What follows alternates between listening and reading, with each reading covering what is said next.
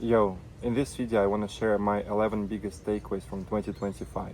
I've been shooting this type of video for the last couple of years and just wanted to keep this tradition going, sharing some of the most important things I learned throughout the year by participating in all different masterminds, programs, listening to hundreds of podcasts and stuff like that. The 11 I want to share today are going to be recorded on this wonderful Caribbean island of Antigua, where I'm staying for this week. The first one is you can't control many things when it comes to ads, but you have full control over your offer, ad, and your booking page. So you should put maximum effort into them. Earlier this year, I had some issues and challenges with my own ad campaigns for my main Saskiam project, plus a couple additional ones.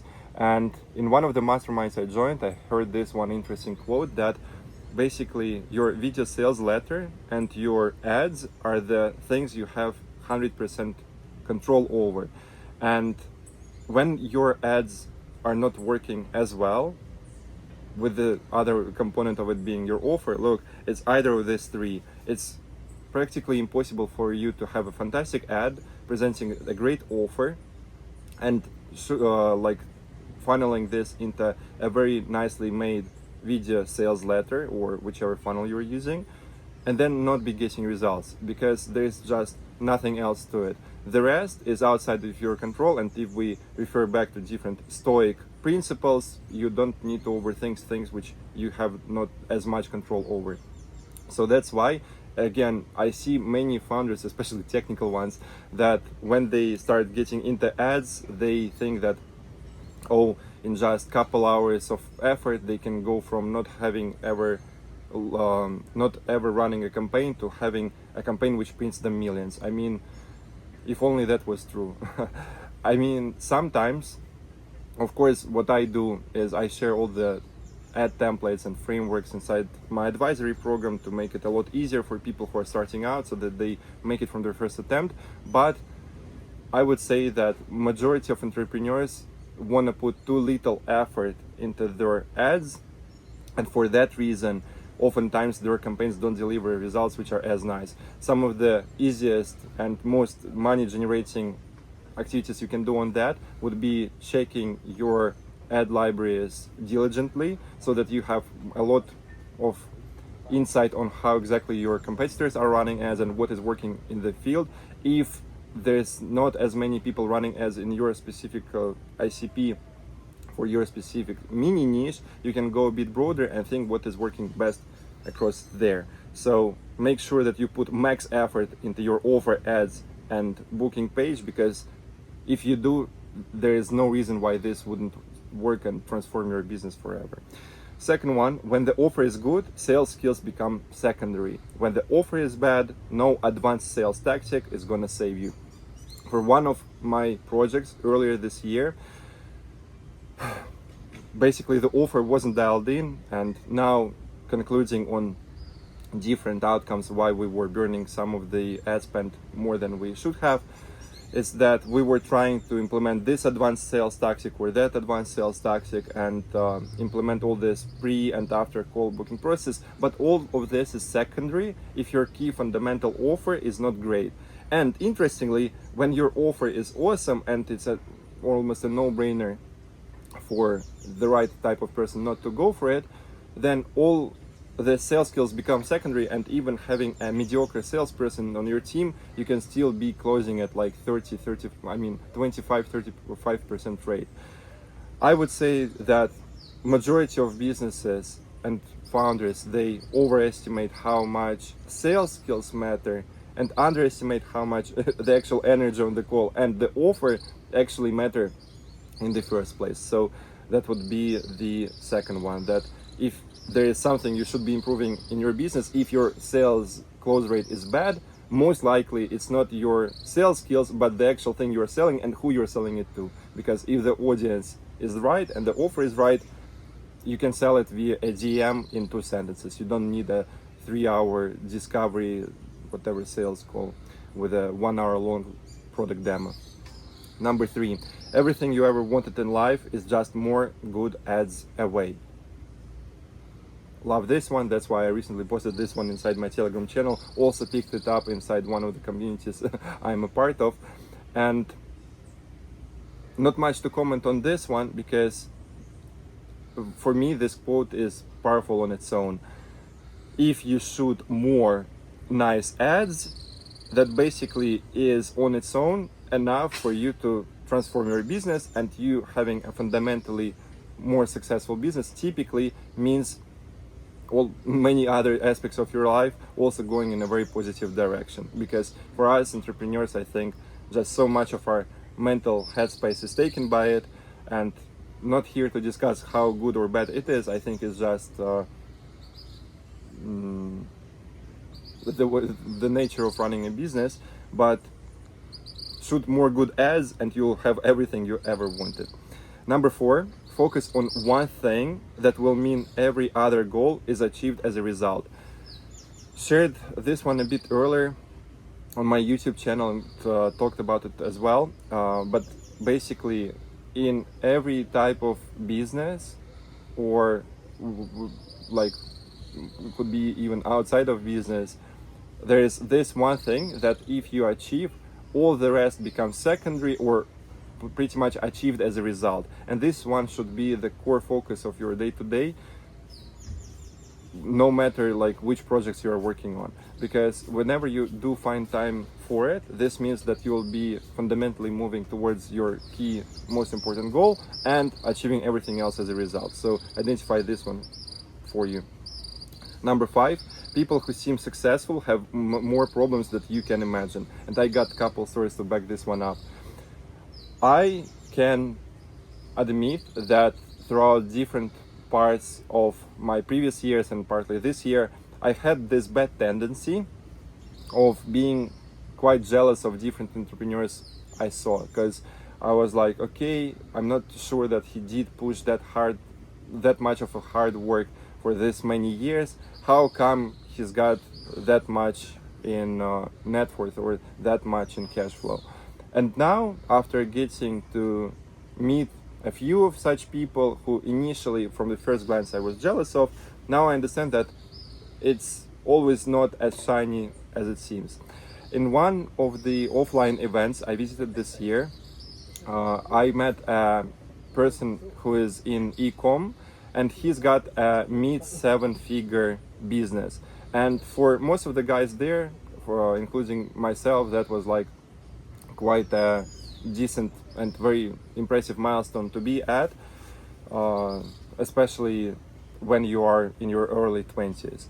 And that's why I was like, not sure how much actually he pushed towards that comparing to some other guys I know, and like there was some jealousy coming out there. And then I get to meet him closer and speak on a deeper level, and we spend like a couple hours chatting, and then it turns out that it's not only that he's collecting this many millions a year, but he currently had about 800,000 worth of inventory locked in the border between China and US, and he couldn't recover it for months and months. And I'm not sure how right now the situation is for him, because back then when we were chatting, it was seeming as if like it's not going to be really recoverable because of different like tariffs and other different forms of restrictions which came in.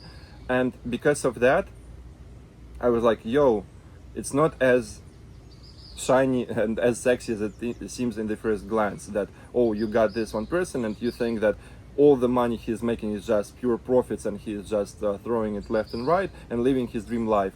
In reality, many of these people are needing to work like 80 to 100 hour weeks, and many of us, myself included, are not sure that this is the type of lifestyle you want to be optimizing for, especially while you seeing me recording from a location like this one.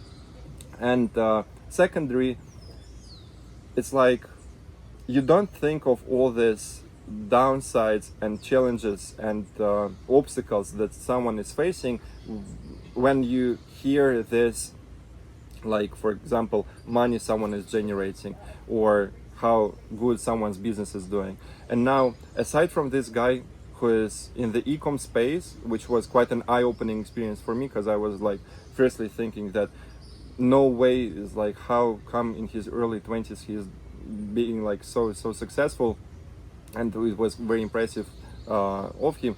And sure, like this challenge with 800k worth of inventory doesn't make it any less of an achievement for him, but I just saw that, well, he told me that for the last 8 months his entire brain was occupied by nothing else but thinking how to recover from this insane loss and how to get around it. The other one was a 9-figure guy with no friends or family. Another story where basically listened to a podcast on one entrepreneur who is past 9 figures, and he said that yes, I have this fantastic net worth, but it cost me having no active relationship with my family, because he spent like last 20 or something like 30 years doing nothing but working. And then the other part was that he had 0 friends left in his life just because he never cared about continuing such relationships. And he said that he would easily sacrifice half, if not half of it, if only he could get couple either or ideally both family or friend relationships back. And then the third one here, and basically I came across all 3 of them mid this year, and that's why for me, okay, in terms of the like 2025 was transforming in terms of minimizing the jealousy I feel now towards someone else's success.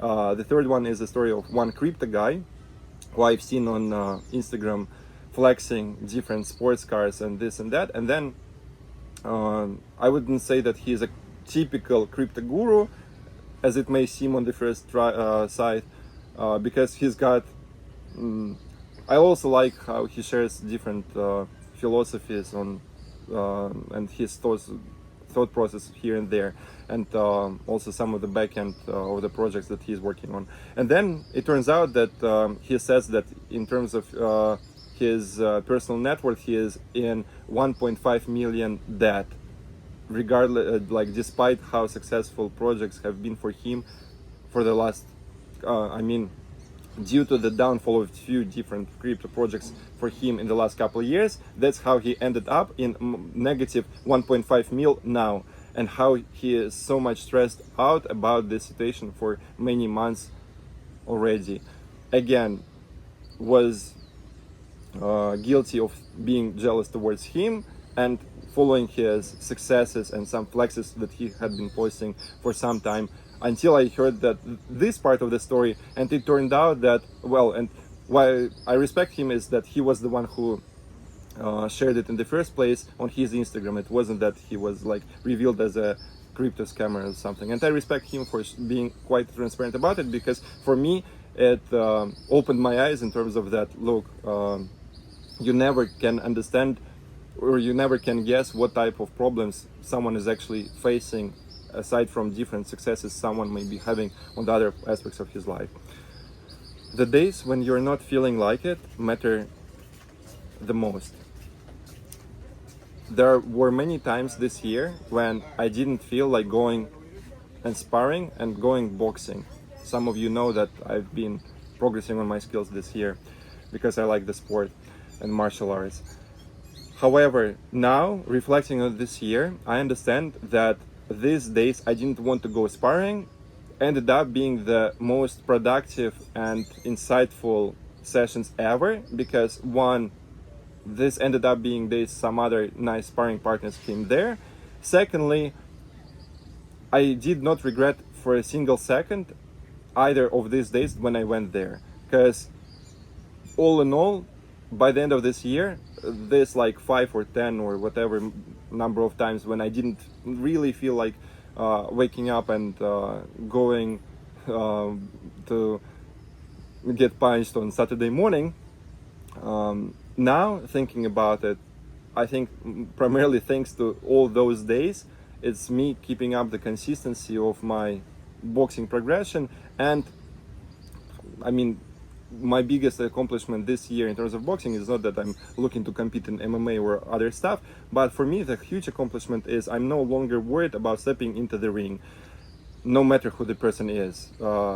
Couple times I ended up sparring people who have quite a few accomplishments in terms of martial arts and won couple belts, which I only learned about too too late.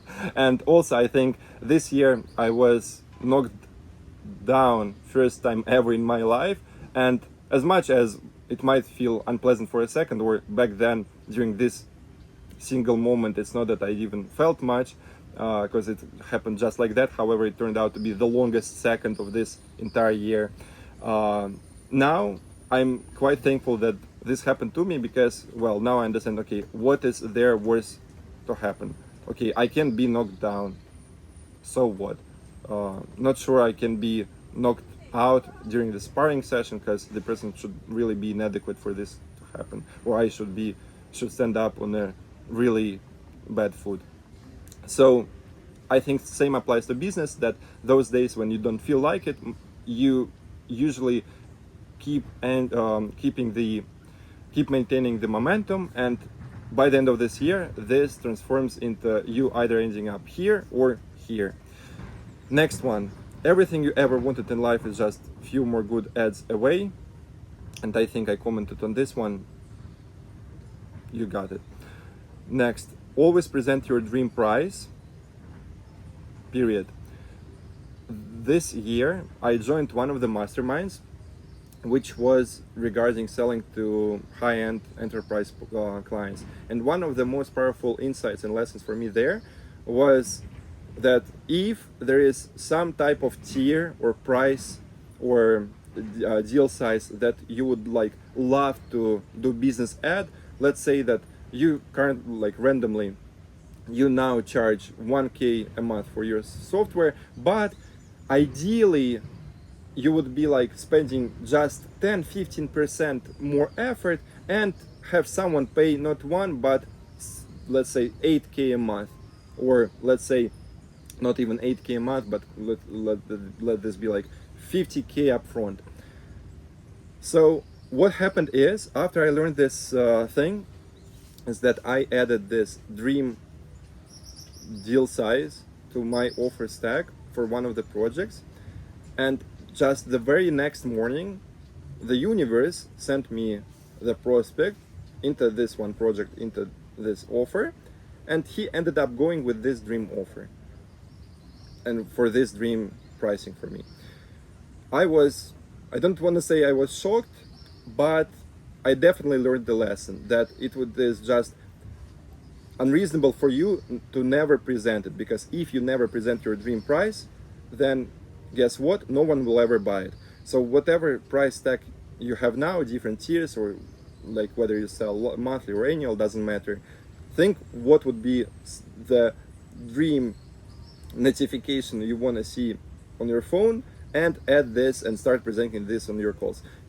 I think I would suggest you doing this at the start of presenting your different tiers, so that first you anchor at a high end, and then you say that you also happen to do this and this thing there. The next one, the prospects you want to do business with want clarity, not free value.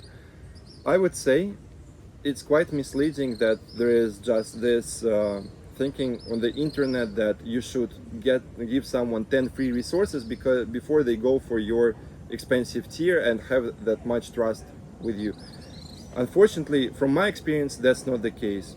This person who went for this dream offer of mine, he did not consume tens of different leads magnets, tens of hours of free resources and stuff like that.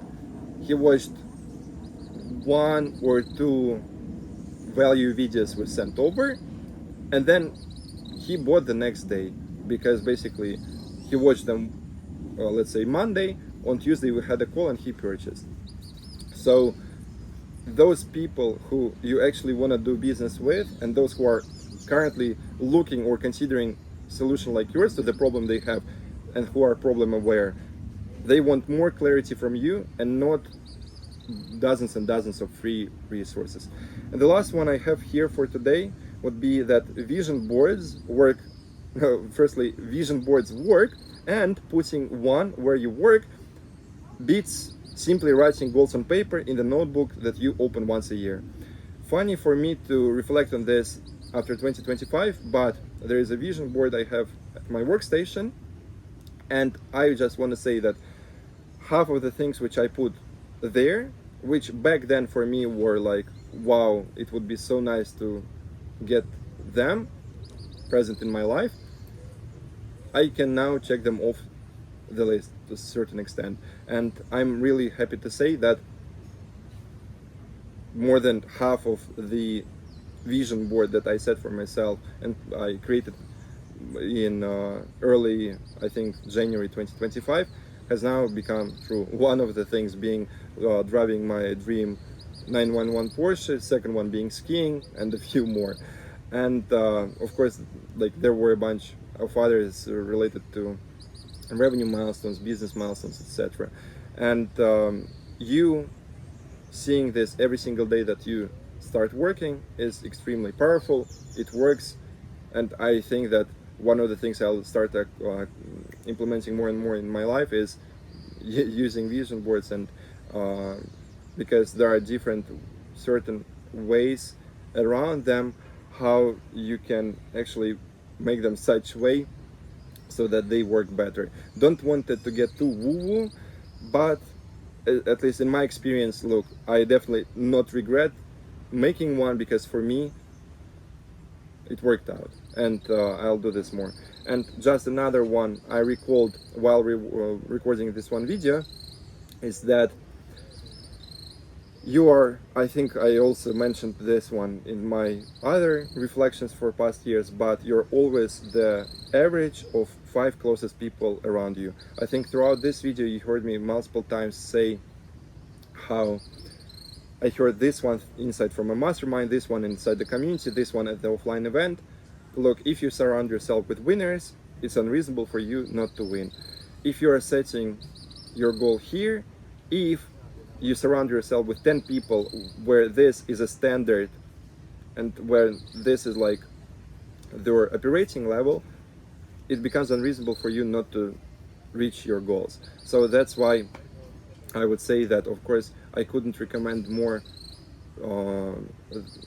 I couldn't recommend this more for you to start joining more masterminds and seeking different ways how to get surrounded by those type of people who already solved the same issue that you're facing, because everything gets just so much easier this way.